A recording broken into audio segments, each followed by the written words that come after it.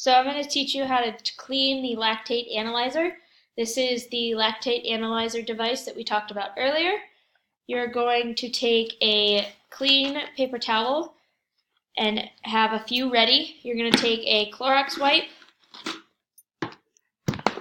You wipe the down and back and then the sides.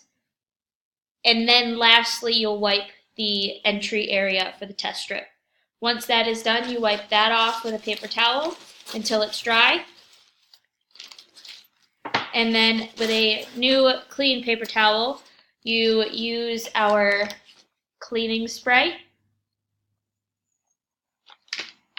You squirt the paper towel until it's moist, and you wipe the lactate analyzer front to back and then on the sides.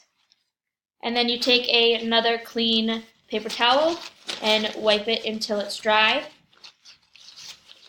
making sure that if any blood at any point had ended up on the analyzer, it is now off and it is clean.